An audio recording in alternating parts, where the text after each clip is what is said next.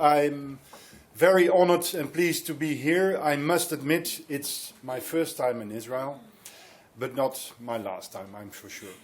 And it's very nice and very good to see so many people here today.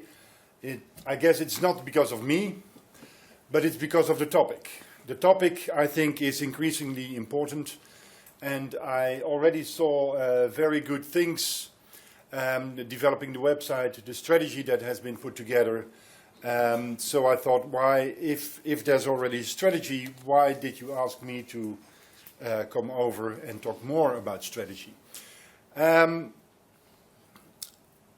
You already mentioned a few things about myself. I have been in various positions over the last 25 years in my institution, but also I was able to go around the world and deal with internationalization. Currently, I'm also a trainer for EIE, where I train together with a colleague from Spain on the topic of a strategic internationalization plan. And when we teach the training course, it takes 2.5 days. And after 2.5 days, we're not finished yet. So you expect me to talk about strategy of internationalization in 75 minutes. I hope you keep the time for me, because I intend to go about. But still, I will try to have a condensed, at a higher level version this morning, and I will also elaborate what I will do this afternoon.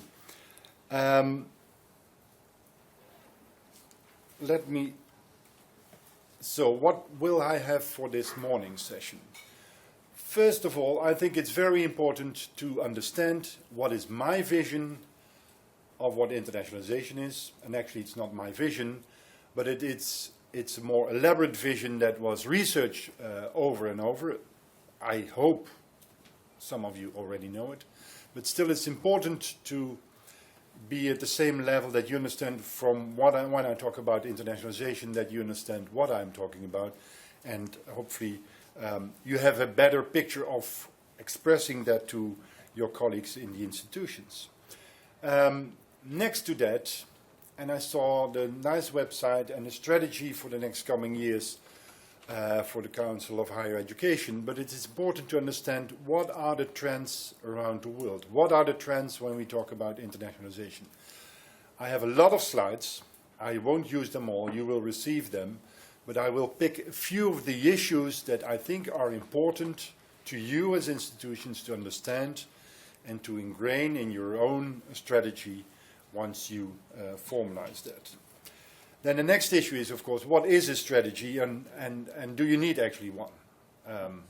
On a country level, you already have one, I could think, but is it a real overarching strategy, or is it focusing only on one part? Do you need one at an institutional level? Again, I will go into more detail that afternoon. But also, what actions then can you take? What are the issues that you need to think about going from a strategy to the real actions? Just for those who are interested to stay on for this afternoon, again, I will have a short introduction to what is strategic planning, and we will actually use some of the tools that we also use in those training courses in order to better be able to define your actual strategy for your institutions. And then the last part in that afternoon is also, what are the next steps you need to take? Because you're here and you listen and you discuss with your colleagues, but then what are you going to do when you get home at your institution? What are the next steps that you need to take? So it's mainly meant for the head of international office, the strategy department, or policy advisors. That is the afternoon.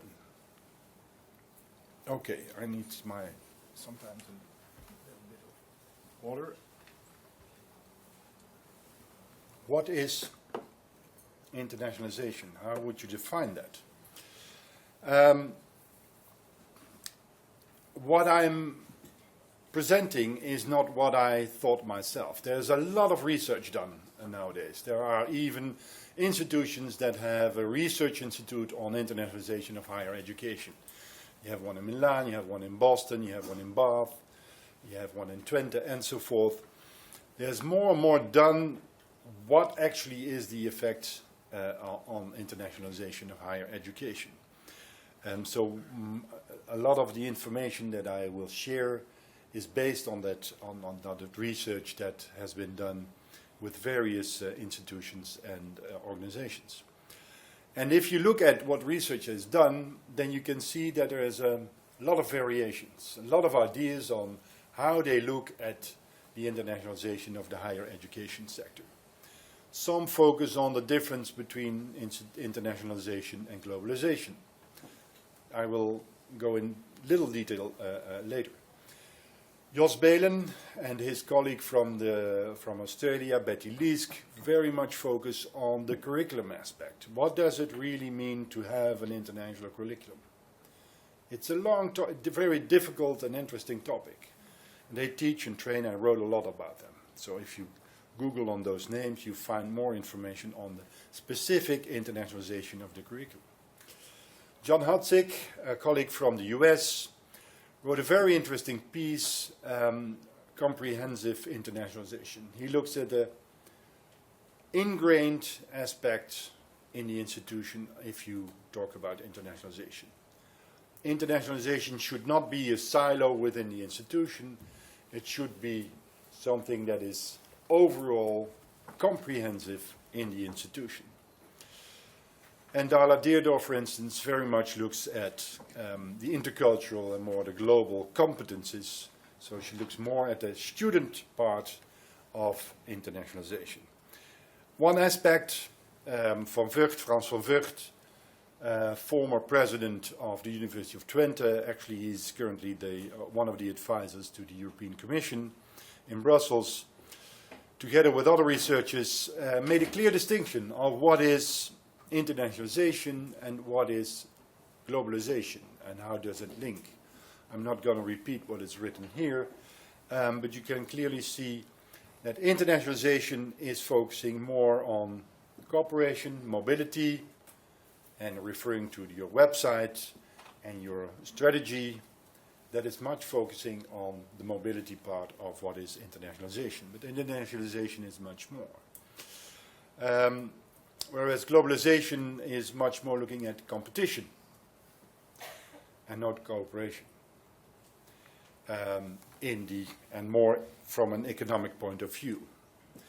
But of course, globalization has an impact on internationalization. I will come back to that later. So here is my favorite definition of internationalization from Jane Knight. Jane Knight is a professor in Toronto, travels all around the world, started doing research on what is the aspect, and if you look at earlier definitions of her, it's much smaller and not so elaborate.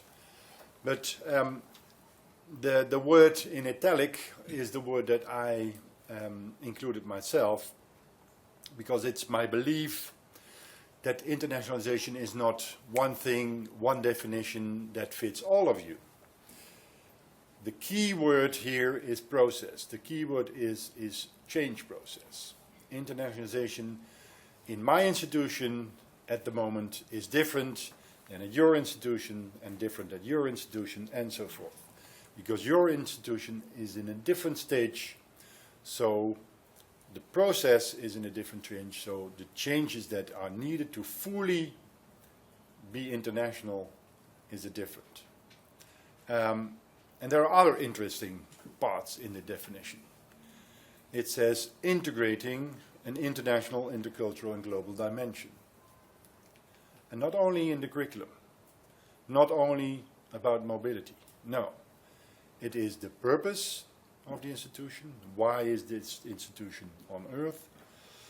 In everything it do, in the functions, in the teaching and learning, so it's not only in the teaching towards the students from the teacher perspective, but it's also from the student perspective, in the learning aspect, and in the research. And also, and that's often forgotten, in the larger content. We talk about visa when you talk about services, but there's much more than visa when you talk about services. Again, I will come back to that later. So it's the teaching, the research, and the services of an institution. That process, the change process, needs to be integrated in all of it, at all levels.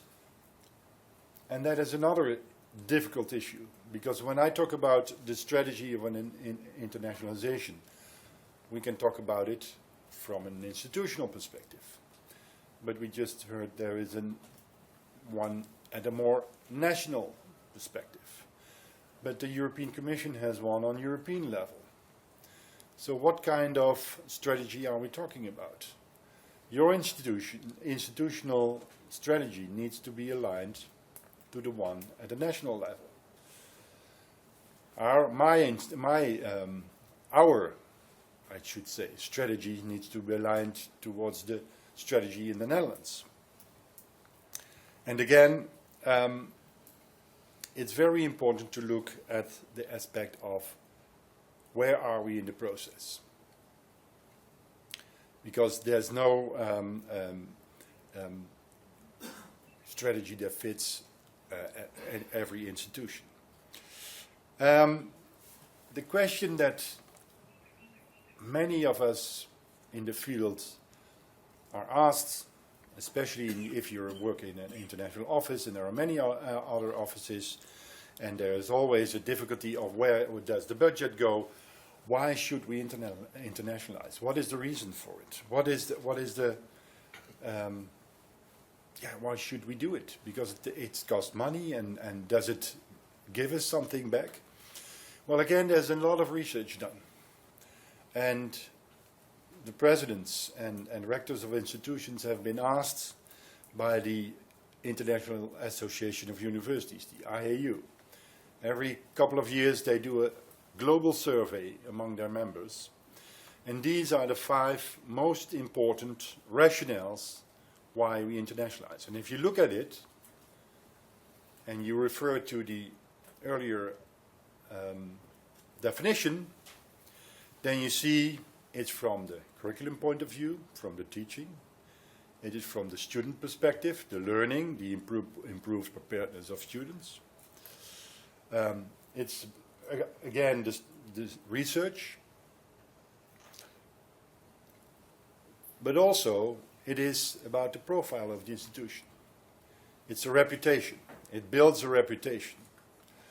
And again, which is mainly, if you could say, for the US, or the UK, Australia, broaden and diversify source of students, which means income. And again, I will give some examples of that as well. In my view, that is the least important reason to do, that you think it will bring you more money, because there's always a cost to internationalization. So what does it bring it to the institution? What's in it for me? Again, this is not what I think. It is what institutions and all around the world see and think about. What are the benefits of doing proper internationalization? International awareness of students.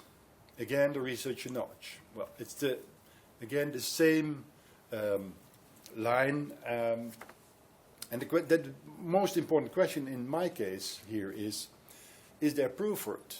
Because often we say, in the beginning we said, well, it's better for all the students, it's better for the quality of the education, but that's a sense. It's not actual facts. And is there research done? And more there's research done whether there's always a benefit. And it's not in every case a benefit. Sometimes there are downsides to it. So it's good that there are institutions and organizations that do research on the actual fact of whether internationalization brings benefits at the country level, at the regional level, at the institutional level, but also to the community. Because an institution is not a silo within within a region. It has a reason why it's in that area. So the other effect is, what is the benefit of the region? What is the benefit of the city? And of course, it's different if you are an institution in Tel Aviv or if you're an institution somewhere in a more remote place. Then it has a different meaning to the local community. The same in my country. I mean, Tilburg University. Who has ever been to Tilburg? Ah, very good. But compared to Amsterdam, it's a completely different city. So what is the benefit for the city to have an institution that is a very important player in the field of internationalization? We have to make clear to the city council what is the benefit for the city, what does it bring the city, but also how do we cooperate in order that we can do what we'd like to do. Housing for international students, for instance, one aspect. We'll come back to that later. So the benefits in this slide are based on the research focusing on the institution itself, but we have to look at a broader view. You have to look at the larger aspects.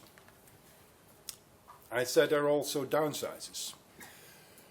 I can go into detail on all these aspects. I won't do that. That's another topic almost. But I will pick one. If you go to China, my colleagues who lived in China, worked for us in China, say, well, on almost every corner, you can buy a diploma, which almost looks like a real diploma, because that's beneficial. People know that this is a market where you can sell those kind of things, and then those people hope that they will get admitted to an institution somewhere around the world. But a more, well, some say homogenization and standardization is a consequence. The whole Bologna process, I guess you heard about that. The whole Bologna process is making everything more or less the same. Which has its advantages, but also the variation can sometimes be interesting as well. And various countries suffer from brain drain, especially African institutions and countries where the brighter young people seek education elsewhere, and then the hope is, of course, that they will come back to develop and build their country with their knowledge and expertise, but in many cases they will not come back, and that is not a good thing, we can say.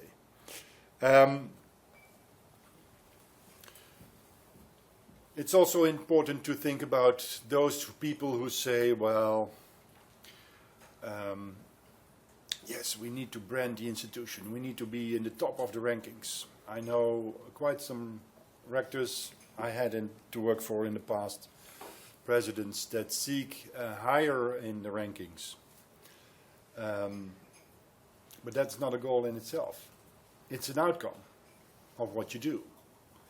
It's an outcome of further internationalizing your institution. Of course, then you have more international students, which is one of the factors in the rankings. You have more staff, you have more English taught programs. That is a factor into the ranking. So the ranking itself could never be, in my view, a goal in itself. No, it's an effect of what you have in your strategy. Again, I won't go into detail of these. And then the truth regarding internationalization. Again, I gave some examples. It builds on the local, the national, the regional, and the cultural dimension and context. Again, and I stress it often and often and again and again. Not every institution is the same. The context is never the same. The cultural background is never the same. The history is never the same.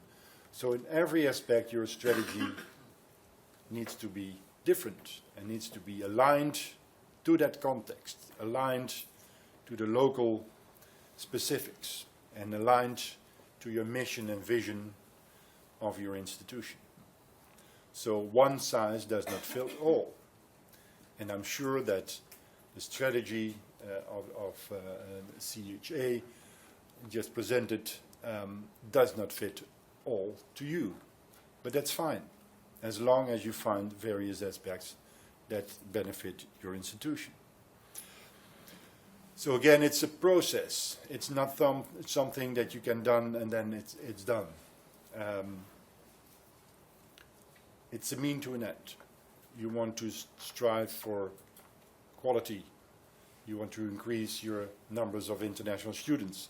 You want to increase the variety of your students. So that about what is actually internationalization and how can you think about that? Even on the broader view, there are many trends, of course, but I try to digest them into 7 aspects I will go about a little bit. And again, I will sometimes focus more on one than on the other. But these 7 are the most, well, I think is what you can see around the world. Again, based on various, I put down 2 sources, but there are many sources, and actually it changes every day if you read the newspaper and the various newsletters on internationalization of higher education. For us in Europe, the aspect is the changing global demographics. It's a very important aspect if we talk about the higher education sector in itself, but also the internationalization part of it. You might wonder why I put a pin code there, 11141125. Does anybody have a guess? What does it mean? My room number, no. I don't think it has 11 floors here, but no. It's a pin code of the world. Each number stays for a billion people. So there are 1 billion in the Americas, currently. 1 billion in Europe, 1 billion in Africa, and 4 billion in Asia. And in the next 10 to 20 years, it will change in 2 billion in Africa, and 5 billion in Asia. All these people seek education. Also higher education. And more higher education than you think. Because many people say, well, but all these people do not even have primary or secondary education. Of course they do nowadays. Another question, how many people in the world, how many children in the world get primary education? What is the percentage of the population in the world that receives primary education? 5%? Okay, who gets more? Come on. 80%. 80% of the children around the world receive primary education. And maybe, of course not, like in my wife, who teaches at a primary school, where you have 26 children. Sometimes it might be 50 or 60 in some areas around the world, but still they receive sort of primary education. 80% receive primary education. And another figure, and another important number receive secondary education. So increasing, imagine the 2 billion extra people around the world that need higher education. At the moment, every day they build a higher education institution around the world. One every other day. There are currently 17,000 institutions around the world. Next year there will be 18,000, and so forth. And still it does not give enough possibilities for all the youngsters that seek higher education. Given the fact that in my country, but very other countries in Europe, there's a decrease in the population, but still there's a shortage, labor shortage, it means that we seek international students, and most of them, hopefully, will either stay in our country or the neighboring country to help decrease the labor shortage. So there's a shift in where people seek their education. It's an important factor in the field, which means that the global student mobility will increase enormously. 9 million in 2025. And again, 65% is expected to come from Asia. So the market share, for instance, I don't know if you can read that, the market share of the US is dropping drastically. Because other institutions and countries, like Israel, seek part of the cake. The cake is becoming bigger, and every country likes to have a bigger part of that cake, including my own country, which is always almost there and very low. So the higher education sector becomes a global market. When I was in Australia for a conference as vice president of EAIE many years ago, I was quite shocked, I must admit. I was at their conference, the Australian conference, and the focus was very much on competition. And when they talked about higher education sector, they talked about the industry. For them, higher education is an industry,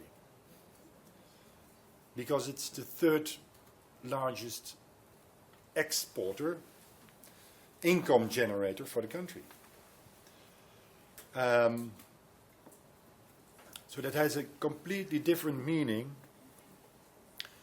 of looking at a student. A student, is it a customer? For many people, that is a dirty word when you talk about students. It's not a customer. In my view, it's not a customer. But increasingly, and you can expect, if you receive more and more international students to this country, you can expect that they will have the attitude of like a tourist or like someone who seeks a service. They expect a service. So they behave as a customer more and more. And the other aspect of that higher education is more and more becoming a global market is the topic of the language. English as an international higher education language. I will talk about that later and give an example from my own institution, Tilburg University. And that is something that is difficult. I have a colleague from Milan, Giancarlo, who is the also past president of EIE. He's an advisor to the rector, and he's working at the Politecnico di Milano. And well, I guess you know Italy. They're very proud of their culture, very proud of their language. But this is a very good institution. I don't know if you work with Politecnico. Yeah, you know them, of course, because they're a well-reputed institution. And what he suggested, and the Senate in the end approved, is that they will teach all their master programs only in English. Well, there was an uprise, and there's still an uprise, because there are professors who went to court, and the case is still at the higher court of Italy. Imagine that. English as a language of teaching. I can give you an example of my own country. Jo Ritsen used to be the president of Maastricht University. Before that, in the 90s, he was, early 90s, he was Minister of Education in the Netherlands. And he proposed actually the same in the Netherlands. All programs in the master phase, teach them in English. That's more convenient, easier. There were motions of protest in the parliament. Nowadays, the majority of master programs taught in English in the Netherlands the majority are taught in English in the Netherlands. in the master. So again, internationalization is a change process. It takes time. And of course there's resistance that you need to overcome. But in the end, that is an issue, of course. I hear people talking that surely will be an issue in this country, thinking about the culture, background, and the language. So the role of the government is another important aspect. Again, I won't go into detail. One aspect is the funding issue. In various countries, like the UK, you see that the changing role that they fund less the institutions, which means that they need to increase the tuition fee. So it has all kind of aspects. But also another important aspect is the populism in various countries, like mine, where there are questions about why should we teach German students? What is the benefit for the country? Why do we pay taxes to institutions and then they educate German students and then the German students goes back to their country? Why should we do that? Those questions are raised and we need to have an answer of those questions. And you will have the same questions, for sure. You will have the same questions. You have to prepare for those questions. Something far off maybe is more non-traditional modes of higher education. It's another trend where you see that institutions not stick to their own location, and I'm sure you know examples and maybe you work with them, but you have these various institutions that have branches, campuses in China, in Singapore, in Malaysia, but even in Botswana, in Dubai. Currently, one of the second actually institution in the Netherlands, University of Groningen, is putting together with an institution in China, a branch campus in China. So that's a completely different way of changing the landscape of international higher education. It's still a very small proportion, but again, it's a debatable issue, because in some cases you can ask, this is some sort of colonialism, where the University of Liverpool puts their degree and program, the same program as you can do in Liverpool, in Kuala Lumpur. So what is the benefit of the institution, or the local government, or the local student? It raises all kinds of questions, where there's no one perfect answer for it. And the fact of, if you want to internationalize your institution, strategic alliances, partnerships, and network become more and more and more important. Again, my own institution, and I don't know if this is recorded, but I think does not do a good job in that respect.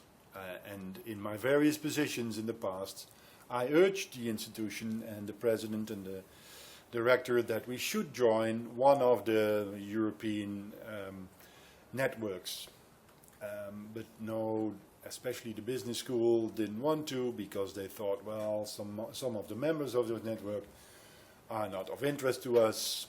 But if you look at the current way, research funding, but also funding for educational curricula development is spent, it is more and more through all kind of strategic alliances and networks you have. So you need to be thinking about, in your strategy, are we part of one or more of the networks? And how does that benefit our strategic goals? So it's another aspect to think about when you discuss your own strategy. And then another aspect that you need to include in your strategy is, where do our graduates go to? What does the employer think about it? Do you ever talk to the employers your graduates go to? Do you have meetings with them? we set up as a school an advisory board where we have all kind of representatives from the various sectors where our graduates will in the end seek their employment, to get feedback on what we are doing. And this is part of it. And luckily we see that there's more research done on this aspect, whether the impact of a student that goes abroad for a semester or even for a year, either on exchange or for an internship, comes back and graduates at your institution. Is this student more employable than a student who didn't go abroad? And in the end, the answer is yes. Well, then the question is, but was this student not already one of the best students? So would that student already not have been more employable? So there's another question below that answer. But still, it shows, several research is done, that employers seek more and more those who have experience in a more intercultural environment, that speak more than just the local language, that speaks English or even French or Spanish or Russian or whatever other language. Because more and more we teach students for jobs that are not there yet. So the more important than the content of the courses are what we call nowadays the transversal skills. What are the competences? And part of the competences that you want to have for the students when they graduate are not the content-wise, but the ones that they partly also are able to grasp when they go abroad. So these are various aspects of trends around the world that are of importance and that you need to ingrain in your strategy. The question, though, is whether are these trends really global? No. Again, it varies from country to country, from region to region. I have several slides about Europe, Asia, US, etc. You can read them later. One example of, for instance, Brexit. What is the effect of Brexit? And in my view, Brexit is a very stupid idea. And it's going to be done for the very wrong reasons. But that's my personal opinion. That doesn't matter. It's going to happen for sure. Whether it's the hard way or the soft way, we don't know. But I already see the effect. I had a department head at my office last week. And she came back from the earlier week. I had her in the meeting on last Monday. She was last week in Sheffield at a conference. She's a professor in what is it, alcohol and kind of diseases. And she says, well, it's a disease if you drink too much. That's what I mean. It can be a disease, using too much alcohol. I can't find the word, what is the actual topic. But anyway, she met a colleague. She says she wants to come to the Netherlands because of the Brexit. And she's not the only person. So the effect of the coming Brexit is that institutions in the UK are in dire straits because they will lose Europeans, EU people, because they will not be in the EU anymore, so they will go to another EU institution. So there's a benefit for my institution, for instance. So we can act on that. We can more seek, and we already see in our other aspect is recruiting international students. In the past, Britain was not a market for us. Now it's a market. And it's not the Brits, it's the non-Brits. After they finish their first degree, they seek a master degree, come to the Netherlands in EU. And you still can travel within the EU, because it will then have an effect on them. So again, an example of a global trend that has impact on your strategy. So it could well be that the UK is a market for you, instead of other countries that you think is a good market. So one aspect from Europe. In the US, we have another interesting development. Again, the current government is not very internationally minded, I could say. Let's put it that way. That has an effect on institutions. That has an effect on the researchers over there.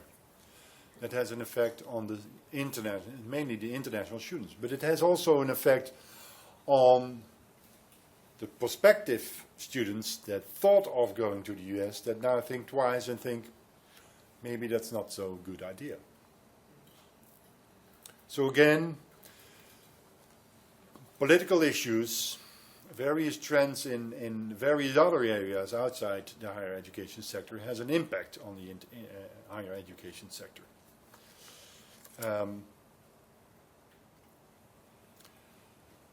I won't go into detail of these others because I don't know where am I regarding time. Okay. I want to show this slide because many of the information is you can receive every week. You can receive all the trends. I would suggest that you sign up for University World News. Anybody knows what University World News? Yeah, very good. Google it, sign up for it. You will receive every Sunday a newsletter with sometimes very interesting, sometimes less interesting information from all around the world in the higher education sector. It's for me, it's very important way of receiving the latest information. Other aspects are, OECD, Education at a Glance, gives also always background information, more statistical information. The Forum, that is a magazine of the European Association of Higher International Education, and also the handbook. So, strategic planning. Well, you have your pen, and of course, I'm from the Netherlands, the cycling country. Actually, there's a cycling conference at the moment in Arnhem and Nijmegen, opened by the King. 1,600 people from around the world discussing another sector, but an important one in the Netherlands, because in the Netherlands it's not seen. Cycling is not for the poor. Cycling is for everyone. Even I have 2 bikes. My wife 3 bikes. I don't have a car. There's the Dutch one. So I use this one. You have your planning. You think, okay, there's the goal. Let's go for it. And it's a little steep, but not that steep. But in fact, you will see it's going to be like this. You will see once you start implementing your strategy, it's not the way you think it will be. You will have resistance, and you will have budget issues, you will have a change of leadership, maybe a change of governance, all kind of aspects along the road, which means that you have bumpy roads, you have to take your boat on a boat and so forth to finally seek the end. But what is strategic planning? And of course, it's seeking, and I think here, in my view, the proper word is direction. To have a view, where are you going to? And in that direction, you need to make decisions. And you need to have resources. So it should describe where do you want to go and what is the road. And sometimes, again, the road can be ups or can be like this. Because the resources are there, but then you see that you do not get the income that you expected, or that it's more expensive than you thought, or that you can't find the people. So the road towards the end and the means are sometimes not as what you expected. So it's a process. And well, I think a strategy is needed, but it's the first step. Implementation is key. And I've seen a lot of institutions that have a very good strategy, and then we developed it and I helped them around, and then after 4 years I came back. No implementation, the strategy was in a drawer still waiting to be implemented. So implementation is key. And another aspect is, do you have a specific internationalization plan, strategic plan, or is it part of your overall strategy of the institution? And if you look at, again, research done more and more nowadays in the Netherlands, in various European countries, but also in the US, internationalization is part of the overall strategy. It's one of the core aspects of our strategy. At the moment, my institution is defining its own new strategy for 1821, and internationalization, I have to say, of course, in our case, is just part of that new strategic plan. But then again, in all aspects, but also internationalization, how are you going to implement it? What are the means to get to the goals you put into the plan? And if we teach in the training course together with my colleague, this is what we see are the various plans, the various different steps in strategic planning. And I'm sure that I see many wise people in this room, so I'm sure that you have experience in strategic planning.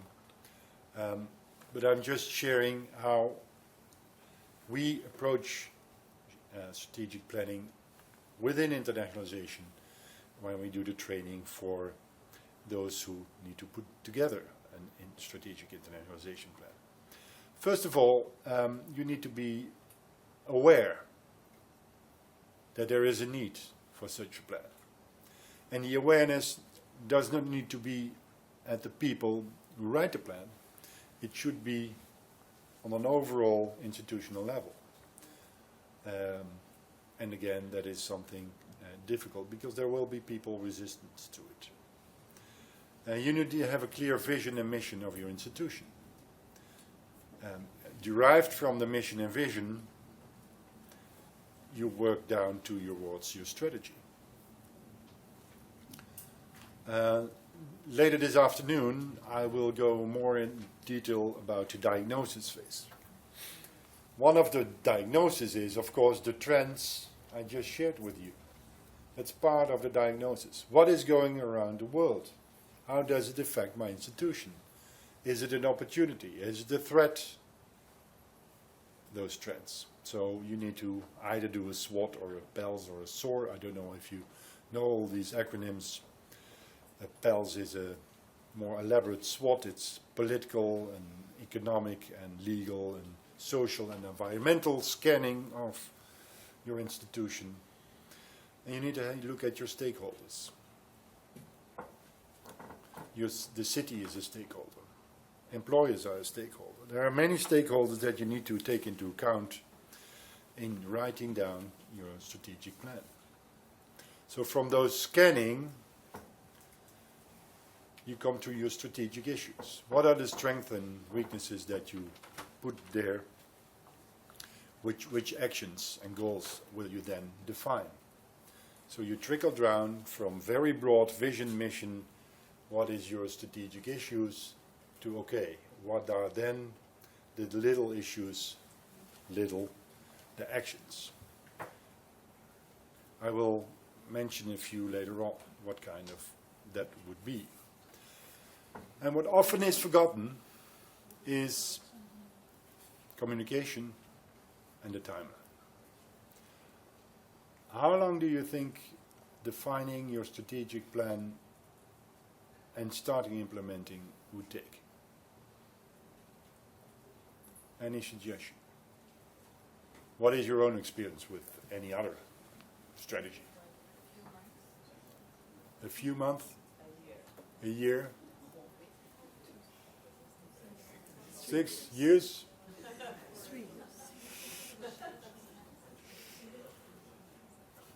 Again, there's no one answer. And the fact that you mentioned 3 months to 6 years means that you have that based on your context, based on your institution, based on your experience. What I'm trying to say is that in the defining your strategy and approving it, depending on how you need to approve it, all the way to the Senate or the University Council or whatever your institutional structure and who's in the end the executive authority. In our case, for our overall institutional strategy, it takes 1.5 years. We started last September, and in November, so it's less than 1.5 years, it's 14, 15 months. The plan is that in November, the final strategy will be approved by the University Council. That's an overall strategy of an institution. If we look at the internationalization strategy, it might be a shorter period. So it takes quite some time to get everybody involved, discussed what goals, what actions, what KPIs, overcome resistance, include the budget, who's involved, who's doing what, who's responsible for the various actions. It takes a lot of time and discussion and approval. So it might be half a year and then it's excellent, but in most cases it will take a year. And of course, if you say 6 years, then I think you mean implementing it, executing it, monitoring, evaluation, correcting measures, and finally see, okay, so that's the goal where you seek. In our case, we always take 4 years, but you can take 5 years, you can take 6 years. And the more years you take, of course, the greater the chance is that you have to correct it because things have changed around the world.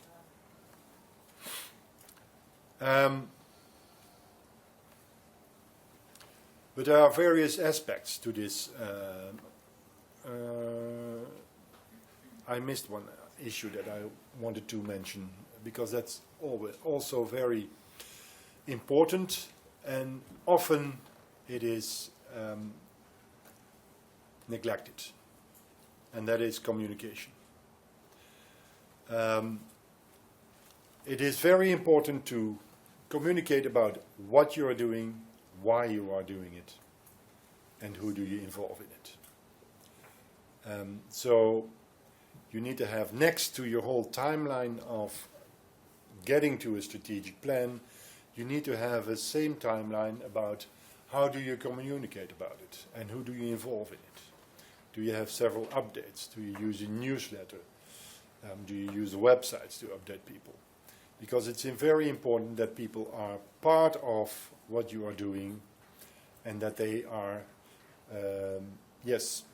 and that they are part of the process. Because if it suddenly there is, in the end, after 6 months or 1 year, there's, we have a new strategic plan. on internationalization. Here it is.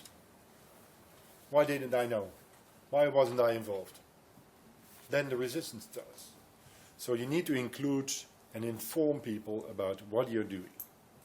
And again, I see at various institutions it's neglected in often, and that's a pity, because it then will take more effort and time to repair that.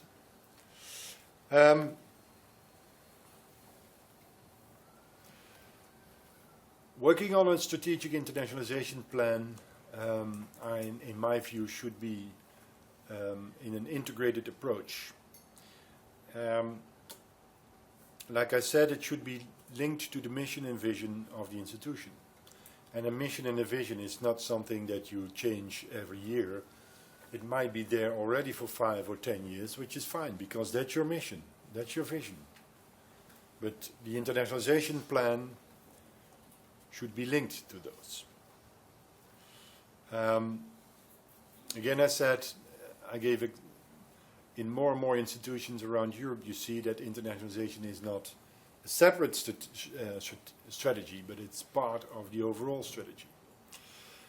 And again, and I can't stress it more and more, it should be linked to the international, the national, the regional, the local, cultural context. And again, communication is crucial. Another important aspect is the leadership and the governance. It shouldn't be the hobby or the driver of the international office or of the strategy department. No, it should be you, the president or director of the institution, that drives this change, that drives this process. You should be the main ambassador of this internationalization strategy. Because if you're not, that gives others who resist, either a professor or who else, the issue and the opportunity to say, well, the leadership doesn't care, so why should I? No. It's very important that the leadership is involved and in the forefront at major events when you define and discuss the strategy of the internationalization. And what we often forget when we talk about an internationalization strategy is that we forget other domains in the institution. Of course, we talk to students, we talk to staff, teaching staff, but we do not talk to the service department. We forget to talk to the HR department. We forget to talk to the finance department. We forget to talk to the facilities department. And I will give some examples later why that's very important. They should be part of that change process because they need to change as well.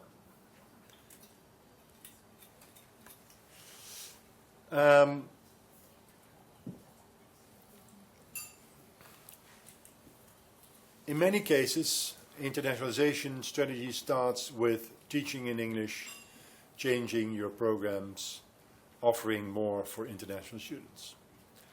And I have it in my own school at the moment.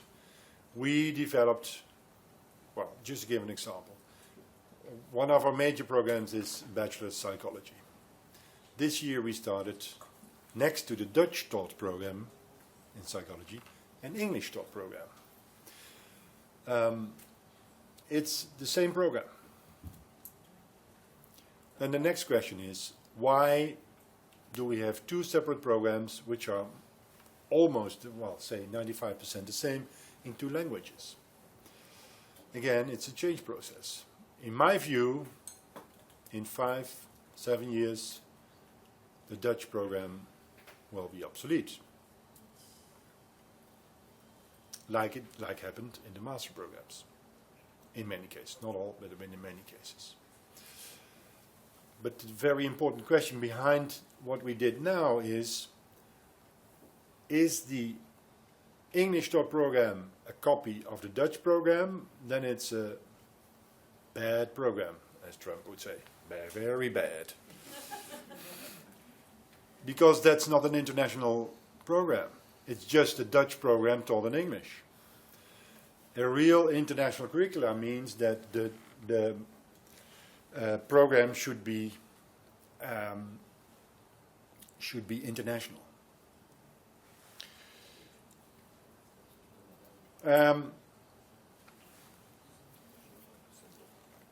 What culture can you sense on the campus? If you internationalize your campus. And that is a long-term investment.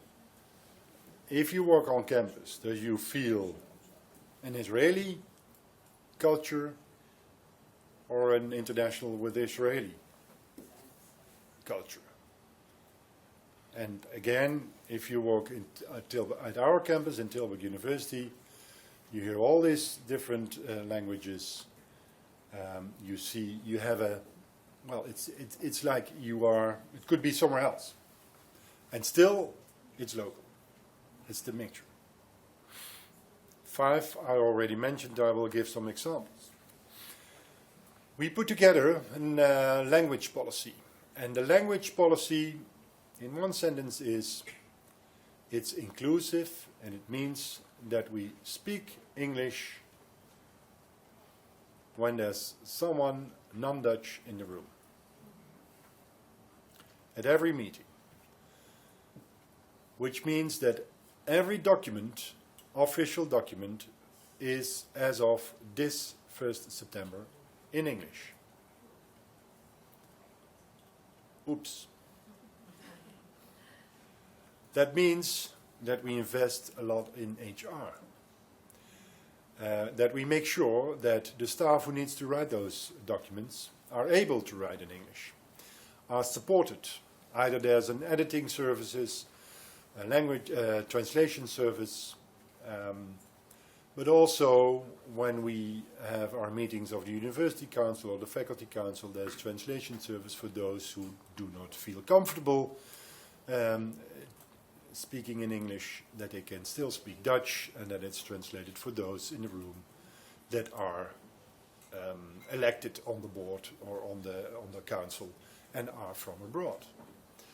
So it is an inclusive policy, meaning that we don't get rid of Dutch. Of course not. I can speak Dutch with my staff, and with some staff I speak English because their native language is not a Dutch language. So we really have thought about what it means to be more and more international, what it means for your language policy. So that's part of your internationalization strategy, how to deal with the language. And again, there will be resistance.